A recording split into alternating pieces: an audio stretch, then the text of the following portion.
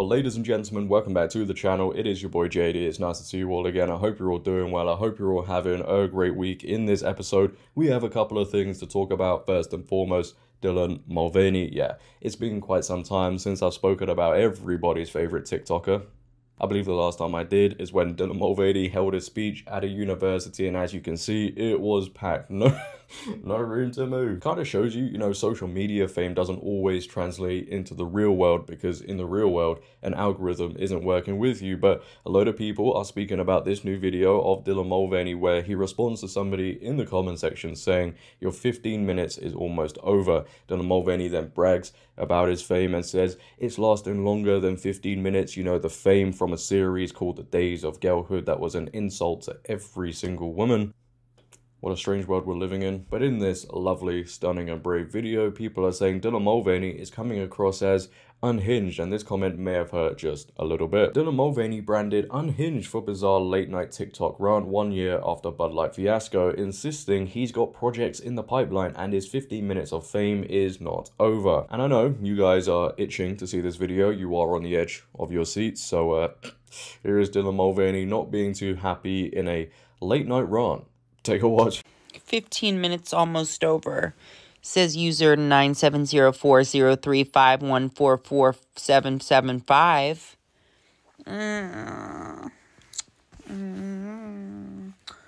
I'm just looking at my clock. I think it's been a little longer than 15 minutes, darling.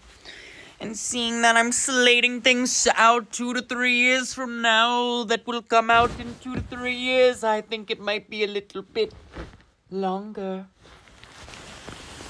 Longest 15 minutes of your life. I've started to realize, I think people just get way too comfortable on social media, and obviously, going through issues mentally doesn't help. But Dylan Mulvaney has things slated in for the next 2 to 3 years, and I don't think that really matters if nobody's going to be interested in you by then, which I think is actually starting to happen. Because let's just be real about something here. Social media fame and real fame, let's just call it, are two completely different things. Social media fame, more often than not, tends to end very quickly. It's a constant machine every single day, every single second. Somebody else is going viral, especially on TikTok. A new star is created, which is why I'm so grateful for you guys and the community we have. It's always growing, slow but steady. The videos keep coming out, etc., etc. So I can't thank you guys enough for that. But with Dylan Mulvaney as well, he's created a career, let's call it, fame from a place that isn't based in authenticity. It's a trend in society, and now the brand deals aren't as prominent. Surely that false sense of fame is now becoming a big issue, and you can probably put that down to the whole Bud Light situation. Companies saw what happened, and maybe more and more of them now are hesitant to use somebody that brings political messaging. So the presence is clearly fading away, and again, in 2 to 3 years, it's not going to matter what you do when less and less people are interested, because again, social media fame, real fame, two different things. And when something especially is created unorganically, those things tend to fade away quicker than most things as well. Today wasn't supposed to be a crying day. Why do I always feel like crying? Why do I always feel like crying? Don't do it, Dylan. Don't you dare. No! I feel a little better. But one thing that hasn't ended very quickly is Bud Light's troubles. They seem to go on and on and on and on thanks to Dylan Mulvaney. Bud Light apparently loses crown as best-selling Super Bowl beer, with Corona taking top spot after Dylan Mulvaney boycott. Bud Light found itself dethroned by Corona as Super Bowl champion in the battle of the beers as the embattled brand struggled to recover from the Dylan Mulvaney backlash. Sales in bars and restaurants crashed to just half of last year's figures, despite a halftime ad and months of concerted effort to steer away from the trans-friendly image that cost the brand nearly $30 billion. Corona was the top-selling beer based on whole day sales, according to data by restaurant engagement platform Union. Hi! Impressive carrying skills, right? I got some Bud Lights for us. So, I kept hearing about this thing called March Madness, and I thought we were all just having a hectic month, but it turns out it has something to do with sports.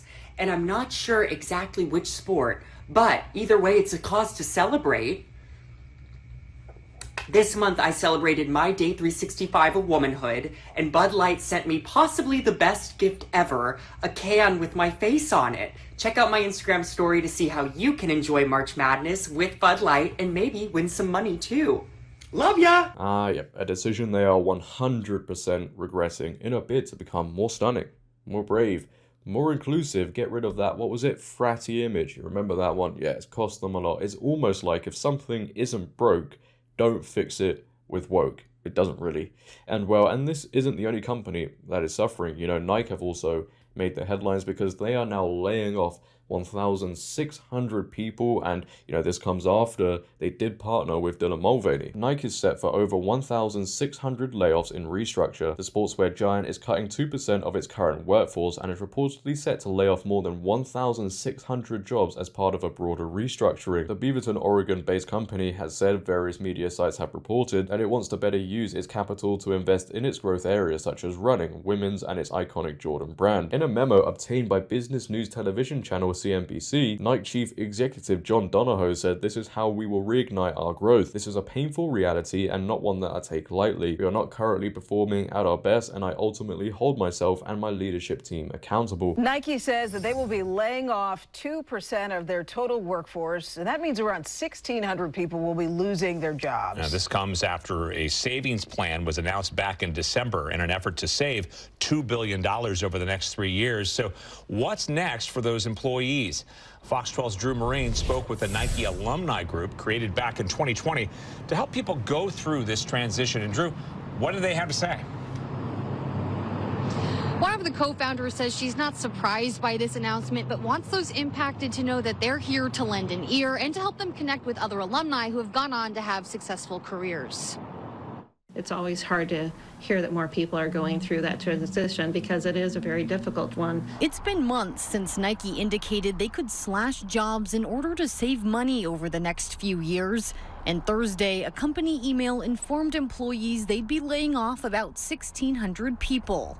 In the email, President and CEO John Donahoe said the first phase of layoffs would begin today and go into next week, and the second phase would be finished by the end of the year. Now, some people are obviously saying, oh, this is linked to the JDhillon Mulvaney brand deal. I don't think it is. I don't think there was a boycott, a huge one anyway, as far as I'm aware. I'm sure there are other factors involved, but I do think going woke is just a curse for these companies. You know, for whatever reason, it seems like when a company goes woke, like a year after or so, a couple of years after, they're facing some financial setback. It's a universal curse. But leave your thoughts down below on everything that we have discussed today. What are your thoughts on JDhillon Mulvaney's video, the Bud Light news, and obviously Nike laying off 1,600 people? Absolutely insane. I'd like to know. If you have enjoyed, make sure to leave a like rating. If you're new, hit that subscribe button, turn on bell notifications so you never miss a video. Comment on this video, share this video. But until next time, it has been your boy JD. Have a great day, stay safe, and I'm out.